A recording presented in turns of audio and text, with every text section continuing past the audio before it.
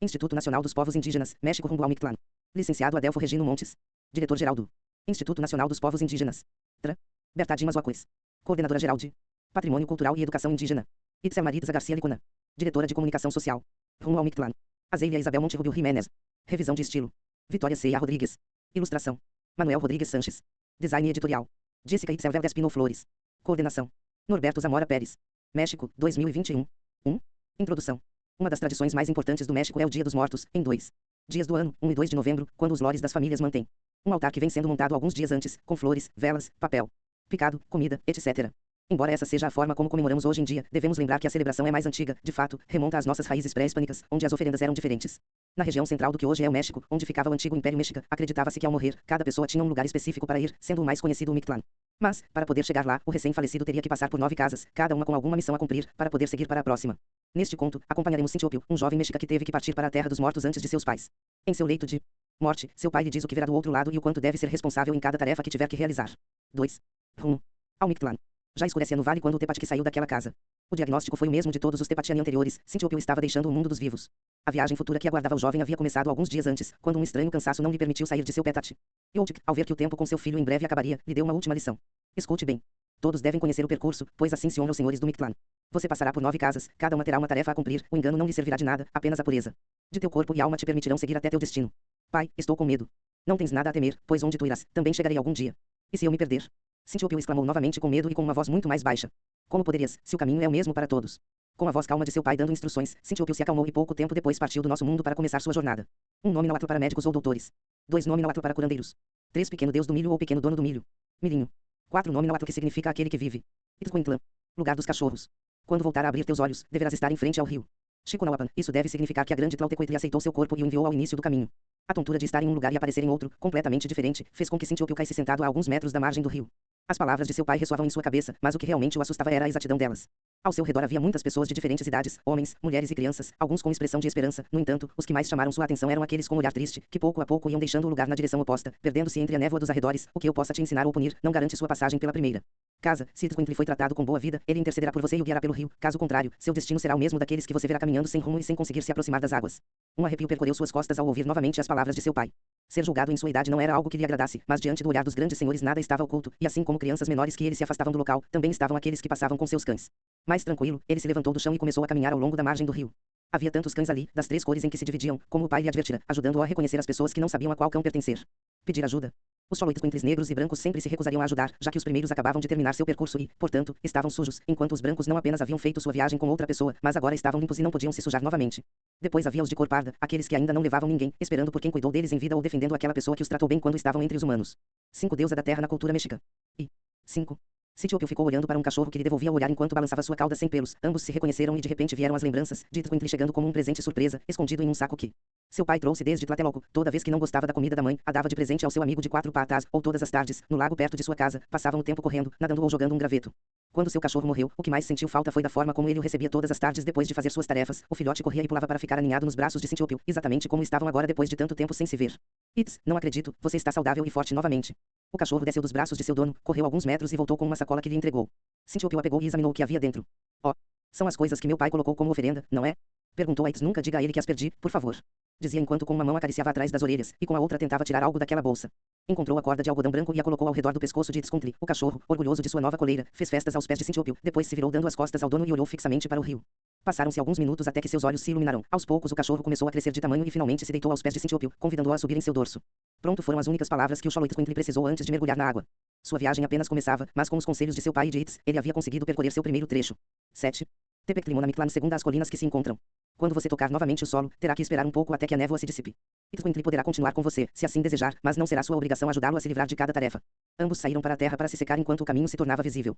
Sintiópio jogou sua bolsa de lado, completamente encharcado, deitou-se de costas contemplando o céu, que também estava cheio de névoa. Enquanto isso, Itzcuintli se secava lambendo-se ao lado. Vai demorar muito para a névoa subir? Perguntou ao seu cachorro, que como única resposta sacudiu a água que ainda estava no pouco pelo. Sintiópio viu como outra pessoa chegava à terra, sem esperar que seu cholo descansasse ou que fosse visível onde pisar. Ele começou a correr para dentro do novo lugar, seu cão-guia não o seguiu. A terra começou a tremer, manter-se de pé ficou um pouco difícil, ouvia-se como se 2 grandes coisas se arrastassem pelo chão. A névoa teve piedade do jovem Sintiópio e permitiu que ele visse o que acontecia. À sua frente havia 2 montes que podiam deslizar com grande facilidade sobre o solo, deixando grandes pegadas por onde passavam. Eles estavam prestes a colidir entre si e, no meio deles, encontrava-se aquele homem que, poucos segundos antes, saíra da água. Os montes finalmente colidiram com um grande estrondo, quando voltaram a afastar-se e retomar seu lugar, não havia nada no meio. O cachorro farejou tentando encontrar o ser que ajudou a atravessar o rio, se aproximou um pouco, observou, levantou uma das patas dianteiras, apontou com o nariz que farejou de novo como para se certificar do resultado. 8. Mas, embora não seja seu trabalho, você sempre deve confiar nele, porque só ele sabe o que virá. Não seja ansioso como foi na Terra, é um caminho de transformação que você seguirá, de nada adiantará ser igual a aqui. Tanto o pelo quanto a pele do guia começaram a escurecer, seu trabalho havia terminado apenas no primeiro trecho, ele voltou ao rio e se lançou. E se eu falhar? Não sei, mas os ancestrais acreditavam que era um fim eterno. Foi difícil para Cintiope não sentir medo, ela se sentou e abraçou Itzcointli, que se deixou mimar até que um novo guia chegasse, acompanhado por uma mulher. Ambos correram juntos em direção aos montes, que começaram a se fechar assim que os sentiram por perto. Os dois eram extremamente rápidos, ela pôde ver como corriam lado a lado, mas os morros continuavam se fechando, novamente o grande estrondo. Itzcointli se levantou das pernas de Cintiope, pegou com o focinho a bolsa que já estava seca e saiu correndo para a base daqueles morros que começavam a se abrir novamente. Itz! Gritou enquanto corria atrás dele, tentando alcançá-lo. Espera, eles vão te esmagar. Seu pai nunca disse o que aconteceria se, por sua culpa, o cachorro ficasse preso. Meio de alguma tarefa, também desapareceria igual ao homem esmagado, teria o direito de voltar a levar alguém mais, seriam castigados porque a pessoa que guiava não terminou seu dever no local. O grande estrondo se ouviu de novo, mas agora atrás de Cintiope. Ele virou o olhar, não havia percebido que haviam conseguido passar, graças ao medo de que algo acontecesse a Itz e que agora devolvia sua bolsa. Bom cachorro, meu pai ficaria orgulhoso de você, dizia, acariciando-o atrás das orelhas. Pôde ver como, à distância, a mulher e o cachorro, que havia visto correr alguns momentos antes, continuavam seu caminho se perdendo na névoa que dava para a próxima casa. Cintiope e Itz seguiram os passos daqueles dois enquanto os montes retomavam seu lugar. 10. Estepito terceira. Lembre-se de Cintiope, o corpo com o qual nos mostramos aqui na Terra não nos acompanhará além, o único que importa é o que somos por dentro, seu Quashikali não é diferente do seu vizinho, do seu amigo ou do meu. Diante de Cintiope encontrava-se um grande morro, muito mais alto que os dois que acabava de passar, bastante irregular, mas, acima de tudo, afiado. Desde a base daquela massa de rocha até o topo, havia grandes seixos pontiagudos saindo em diferentes formas e com distâncias variáveis entre si, enquanto entre dois deles cabia seu pé no comprimento, não era o mesmo na largura, suas mãos também não conseguiam encontrar um lugar de apoio sem se ferirem. Para Itzcointli não havia problema, suas patas passavam perfeitamente. Sem se machucar, isso de alguma forma tranquilizou Cintiope. Não se incomodava em ter cortes, menos ainda se fosse parte do processo, o que realmente o assustava era ver Itz ferido.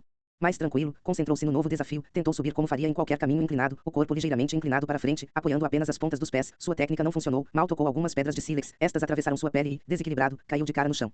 Quando se levantou, viu como a pele se prendia para depois rasgar como um tecido velho, criando ferimentos que permitiam ver parte do seu interior. Quando seu pai lhe falou sobre mudanças, não esperava que fossem tão rápidas ou dolorosas. Ele podia perceber algo muito parecido com dor, ainda assim a sensação não era igual às lesões que chegou a ter em vida. Entre testes e erros, finalmente conseguiu engatinhar até o alto do morro. Para então, todo o corpo doía, no entanto, ela conseguiu deixar o peito o mais intacto possível. 6 nome em Nahuatl para se referir ao crânio, caveira ou calaca. Morro de sílex afiados 11. Uma vez que chegou ao topo daquele lugar, conseguiu ver que a descida seria igualmente complicada. Os sílex eram muito menores do que os da subida, mas a inclinação daquele lado do morro só permitia descer de uma forma, sentada, quase deitada. Se fizesse ao contrário, como se descesse de uma árvore, não poderia ver o caminho a seguir e quem sabe onde acabaria. Corpo, Itzcointli também não conseguia descer por conta própria, a inclinação era muito acentuada para que um cachorro, mesmo um guia como ele, conseguisse descer. Seu caminho, por enquanto, havia parado. Que bobo. A bolsa, Itz. Gritou tirando as coisas que estavam dentro, estava certo de que havia visto algo ali que poderia ajudá-los. Uma pequena manta, era a mesma com a qual estava coberto naquela última noite, não era muito grande, embora também não precisassem de mais. Ele a dobrou em 4, criando um retângulo fofinho. Colocou no fundo da bolsa todas as joias que seu pai havia colocado, narigueiras, protetores de orelha, alguns colares, etc., e a enrolou, sentou-se sobre a manta com as pernas cruzadas e sobre elas, colocaram a bolsa protegendo seus joelhos, seriam as primeiras que atingiriam com as pedras, e se deixaram ir, escorregando pelo morro, esperando que ambos chegassem com um mínimo de cortes. Talvez porque faziam parte de uma oferenda ou porque ainda eram coisas que pertenciam ao mundo dos vivos, mas a manta e a bolsa jamais receberam um corte das pedras de sílex. Assim como haviam começado sua descida, a terminaram, sem mais ferimentos e com o cachorro salvo. Sacudiram-se um pouco, Cintiope o guardou e arrumou tudo de novo. A próxima casa os esperava. 13. Itzerecayan, seu Icayan, quarta o lugar do vento de obsidiana. Lembre-se de que o frio mantém as coisas em uma época e em um lugar, se você as abandona naquele clima, acabam por desaparecer, em contrapartida. O movimento constante vence até o gelo, o mesmo acontece. Na casa seguinte. Mal haviam deixado alguns metros para trás daquele morro, a temperatura caiu de repente. A respiração de Cintiope e Itzcointli criava uma camada fina de vapor diante de seus rostos, enquanto seus corpos começavam a tremer cada vez mais forte. Ao longe, entre uma grande quantidade de neblina, era possível ver uma linha que serpenteava e se perdia entre sombras. O frio do lugar havia feito com que a névoa, na entrada desta casa, fosse bastante densa. Inconscientemente, ambos começaram a se mexer no lugar para não esfriar, a visibilidade não melhorava por mais que esperassem, então, com um pouco de medo, começaram sua caminhada. Itz assumiu a liderança, deixando seu rabo perto das pernas de Cintiope para que pudesse se orientar e, ao mesmo tempo que se aproximavam do início do caminho, que haviam visto momentos antes, o nevoeiro desaparecia. À sua frente, surgiam novamente algumas colinas, muito maiores, formando uma pequena cordilheira, de cada lado havia 4 delas e, no meio, estava a rota que deveriam seguir. Embora agora pudessem ver por onde avançar, o frio se intensificava. A Cintiope a mandíbula congelava e Itzcointli mantinha o rabo baixo, não conseguia mantê-lo erguido. O percurso seria complicado sem poderem se comunicar, mas pelo menos podiam se ver. O vento tão gelado cortava a pele do jovem, deixando feridas cada vez mais expostas, que acabavam se abrindo, arrancando a pele e a carne a cada pedra afiada das colinas. Cintiope o deixava partes de si mesmo durante o trajeto. 14. A curiosidade de ver como sua carne se desprendia o fez frear um pouco, desobedecendo pela primeira vez às palavras de seu pai. Quis voltar ao lugar onde sentiu o puxão anterior sobre sua pele, mas o caminho percorrido se apagava conforme avançavam, tornando impossível retornar pelos mesmos passos. Itquintly continuou seu caminho. Sintiopiu tentou alcançá-lo, mas caiu de boca. Sua perna havia congelado na neve. Não só não podia movê-la, como também o entorpecimento subia rapidamente até o joelho. O braço com que se apoiava para se levantar também começava a congelar. Quanto mais se mirria no chão, mais partes de seu corpo iniciavam um processo de resfriamento. Desesperado por não poder gritar Yates pedindo-lhe ajuda, seguiu movendo-se hasta que sentiu que suas extremidades se liberavam de lo que la sujetava. Se sentiu mais ligeiro, lo que lhe permitiu avançar com meio velocidade. Talvez sua mente lo enganava, pero estava seguro de que em o último tramo havia trotado intentando alcançar a subia. A temperatura começou a subir. Itz, que não se havia dado conta de que su dueno se havia retrasado um pouco, se sacudia la nive del lomo. Sintiopiu, apenas alcançou o final de la casa, observou as obras do seu corpo, ao menos uma perna, ambraço y parte de sua espalda mantinha algo de lo que alguma vez viu su ser físico. Su pecho, sobretudo, permanecia intacto, pero o resto solo eram rios. 16 Panquecoetlacayan V. Esta casa está conectada à anterior, enquanto em uma você quase congela, aqui nada te manterá no chão. As correntes do lugar agarraram Sintiopiu, que estava concentrado em ver sua nova transformação. No início de sua ascensão, ele podia sentir como, pouco a pouco, seu corpo perdia força, deixando-o tão leve quanto um tecido. Tentou mover os braços, as pernas, até tentou girar a cabeça para ver a que altura estava, mas já não tinha controle sobre si mesmo. Ao seu lado, It sofria do mesmo problema. No ponto mais alto, ele pôde ver que havia mais pessoas junto com seus cães na mesma situação. Os ventos, com movimentos rápidos que poderiam ter matado qualquer ser vivo, mudavam de uma direção para outra. Sintiopiu, por alguma razão não sentia medo de esto, ao contrário, cada movimento extremo de las correntes de lo devolvia a um de los momentos mais preciados de sua infância, quando apenas aprendia a caminhar, se caçava mil e rápido, não podia mover-se por um rato, assim que su madre lo cargava y lo lanzaba hacia arriba, ao atrapá-lo ele descia, voela pequena águila, solo para que su padre los viera desde lidos, reclamando-lhes que assim não volavam as aves. 7 Taparrabo. É o lugar onde a gente voela y se voltea como bandeiras. 17. Lo tomaba de los brezas de su madre, lo acomodava de tal forma que o abdômen del nino quedara sobre uma de las manos de su padre y la atra lo sujetava por la espalda, corria com ele dizendo, assim voelan. Quando nasceu su irmã, o responsável por fazê-la voar sempre foi Sintiopiu, amava fazê-la rir enquanto lhe dizia que ela era tão leve quanto as borboletas. Não importa a idade que se tenha, refletir sobre o vivido nos permite seguir de maneira honesta qualquer que seja o destino. O puxão da bolsa sobre seu ombro o trouxe de volta à realidade. Os ventos haviam levado tudo o que ela carregava de material, o único que lhe restou foi seu mastlato. Por inércia, ajustou sua roupa, seu corpo havia reagido ao desejo de movê-lo. Assim que percebeu isso, os ventos os enviaram para fora daquela área, deixando-o na entrada da casa seguinte. As flechas de um guerreiro não devem ser usadas sem cautela, não devem ser lançadas se o objetivo for incerto, porque lá onde vão as flechas perdidas serão lançadas para sempre. O breve descanso entre as casas permitiu-lhe ver um pouco melhor a mudança física que estava sofrendo. Estava certo de que antes de subir aos céus tinha mais peso, agora suas pernas, braços e costas eram completamente de osso, assim como sua cabeça, apenas seu peito mantinha uma fina camada de pele. O barulho de alguns zumbidos que pareciam passar de um lado para o outro o tirou de sua própria contemplação. Deram os passos que faltavam para entrar no novo local. Um caminho liso e reto era o que os esperava, mas não havia sinal do que ouviram minutos antes. Pelo canto do olho conseguiu detectar dos seres que, assim como eles, acabavam de chegar. No entanto, em vez de inspecionar sua nova rota, cachorro e esqueleto saíram correndo por aquele caminho, então milhares de flechas, tanto à esquerda quanto à direita da trilha, começaram a ser lançadas tentando detê-los, mas foi inútil e ambas as figuras desapareceram da vista de Sintiopiu. Depois de ver aquela demonstração, ele tinha certeza de que poderia passar sem problemas, agora pesava menos, se chegassem a lançar uma flecha muito perto poderia ter sorte de que passasse entre suas costelas ou pernas sem lhe causar dano. Só tinha certeza de uma coisa, precisava proteger seu peito, se fossem acertá-lo ali com certeza o parariam de imediato. O lugar onde as pessoas são alvejadas por flechas vamos! Gritou para Itquintly. Os zumbidos começaram a ser ouvidos cada vez mais próximos, e ele pôde ver as primeiras flechas passando diante dele conforme avançava. As saídas chegavam com menos tempo de intervalo, uma após a outra, criando uma cortina que não permitia ver o caminho. O ruído que provocavam o fazia sentir-se no meio de um enxame de abelhas, ainda assim, manteve sua corrida no mesmo ritmo. O som diminuiu pouco a pouco, assim como a quantidade de flechas. Ali, diante deles, estava o final daquele caminho e a entrada para o próximo. 22. Teucoyoyoaloyan. O lugar onde se come o coração das pessoas. Assim como, para atravessar o rio no início do seu caminho, você foi julgado pelo seu comportamento em vida, aqui será novamente avaliado, apenas seu coração poderá decidir se você realmente pode passar. Eles frearam os passos quando chegaram aos arbustos, além deles se estendia uma grande selva quente, cujos sons eram exatamente iguais aos encontrados no mundo dos homens, animais, rios, o farfalhar das folhas das árvores diante de uma rajada de vento ou quando algum animal passava de galho em galho. Sintiopiu tentou localizar para onde avançar, procurou a entrada por onde haviam passado alguns instantes antes, mas ela já não estava mais à vista. Não havia um céu pelo qual se guiar para o norte ou para o sul. Itquintly, pela primeira vez, deixou de ser o guia e manteve-se alguns passos atrás de seu antigo dono, tudo indicava que esse desafio cabia completamente ao jovem resolver. O som de alguns galhos os fez parar, ele tentou ver o que tinha sido, até que o mesmo ruído voltou a ser ouvido agora em outro lugar diferente, entre os arbustos, um rolonar suave que pouco a pouco se transformava em uma vibração de garganta bastante intimidadora, também aumentava de volume, até que finalmente se tornou um rosnado que o encurralava. Ele podia senti-lo na nuca e, mesmo que olhasse para trás, o próximo som se ouvia atrás dele. 23. Uma sombra agachada surgiu do nada derrubando-o, era uma jaguar enorme de pelagem dourada e manchas negras tão brilhantes que hipnotizaram Sintiopiu. Itquintly, sábio guia, entendeu perfeitamente que aquele felino não era mais do que um dos muitos sob os cuidados do Sr. Tepeioloto, portanto, só podia observar o que ia acontecer. Sintiopiu, ainda sob a magia daquele animal, viu como a pele que cobria seu peito se desprendia dele, ali, entre suas costelas, seu coração batia com força. O jaguar tocou com o nariz os ossos do jovem, suas costelas se abriram para dar liberdade ao jaguar de pegar o coração entre suas mandíbulas e engoli-lo. Terminado seu banquete, desapareceu e a selva mostrou-lhe o caminho que deviam seguir. 8 Senhor dos Jaguars. Também é considerada uma das representações dadas ao deus Tezcatlipoca. 25. Ismiclanapoxaloca, oitava lagoa de águas negras. A partir daqui, cabe a você seguir sozinho, o que aprendeu em vida e durante o percurso que fez o ajudará no que resta. Não importa qual decisão tomar, sei que algum dia te alcançarei, Sintiopiu. Bastante exausto, conseguiu passar para a casa seguinte. Agora estavam em onde deságua o rio Chiconawapan, lugar conhecido como Apanuacaluia. Em suas águas era possível ver como diversos seres esqueléticos tentavam atravessar para o outro lado, até que uma sombra abaixo deles aparecia e os afundava na água, nunca mais voltavam a sair. Sintiopiu se sentou por um momento, realmente estava muito cansado, o rio à primeira vista não parecia muito largo, mas ele precisava de tempo para se recuperar. Pronto para atravessar, Itz. Virou-se para olhar seu cão, que mudava de cor do marrom para o preto. O trabalho como guia havia terminado. Foi pouco tempo novamente. Itquintli lambeu as bochechas do jovem enquanto se abraçavam pela última vez. E desapareceu, deixando Sintiopiu completamente sozinho. Por inércia, levou as mãos às órbitas de seus olhos. Seu corpo há muito deixara de existir, mas as emoções ainda estavam lá e, embora não pudesse chorar a partida de seu amigo, sentiu como se o tivesse feito. O cansaço que sentia não diminuiu, pelo contrário, aumentou. Então optou por se preparar para entrar no rio. Esperou que a sombra estivesse suficientemente longe de seu local e mergulhou. Sentia que seus ossos pesavam o dobro, tornando a braçada lenta. As pernas estavam mais baixas do que ele gostaria. Se não fosse por outro nadador a alguns metros dele, que começara a ir mais devagar, a grande sombra teria afogado Sintiopiu. A porta para seu novo destino era bastante diferente. Mal tocou a terra em frente. Apareceram para ele 9 rios estreitos. Ao contrário do maior deles, ele poderia atravessá-los a pé. Quando atravessava o último rio, suas pernas já não obedeciam, ficavam presas na lama do fundo. Ele usou toda a força de seus quadris para libertar os pés e se apoiou na terra firme com as mãos para sair. O cansaço não lhe permitiu se levantar e, arrastando-se, atravessou até a última casa. 28. Isikunamictlan. Se você conseguiu chegar até aqui, isso significa que venceu Xochitunal nadando. Sintiopiu já não conseguiu se levantar. A umidade nos ossos, o clima frio e a névoa tão escura do novo lugar não lhe permitiam pensar com clareza, então ele se arrastou tentando se guiar apenas pelo tato e pelos ouvidos.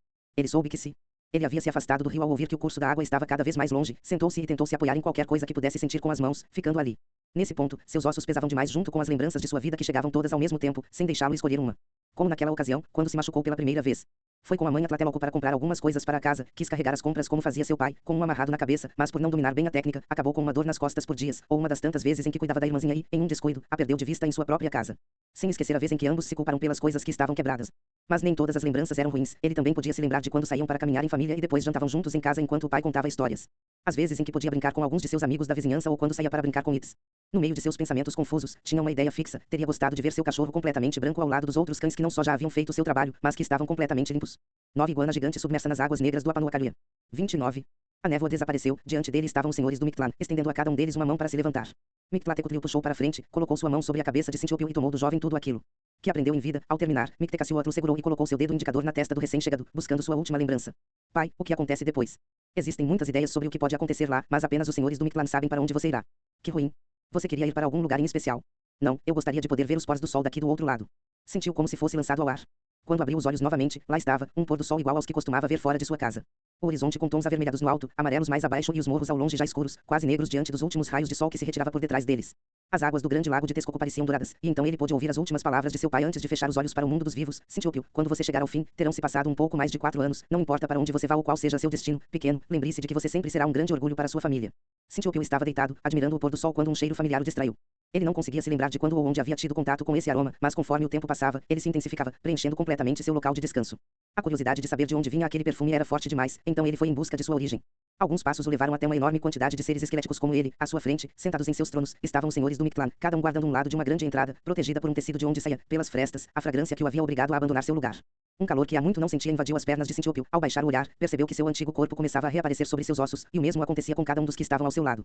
Não foi até que cada um recuperou sua pele que o tecido caiu, e os aromas que aguardavam atrás se multiplicaram em quantidade e intensidade. Cada uma das pessoas que estavam ao redor de Sintiopiu caminhou em direção à porta, desaparecendo uma após a outra assim que cruzavam o limiar, mas ele não, permaneceu imóvel diante do que via.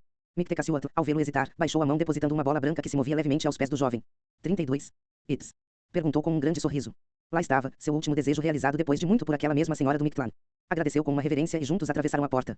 Chegaram a um corredor escuro, silencioso e, de alguma forma, isso não lhe provocava medo. Conforme avançavam, o lugar se tornava mais claro, o suficiente para ver que aos seus pés estavam pétalas de cempasúchil. O som começou a chegar aos seus ouvidos, o que lhe permitiu identificar risadas de pessoas ao longe. Finalmente os cheiros ganharam nome: copal, milho, figos de índio. Uma luz no fim do seu caminho começou a brilhar mais, a sombra de 3 figuras humanas ao fundo. Rem.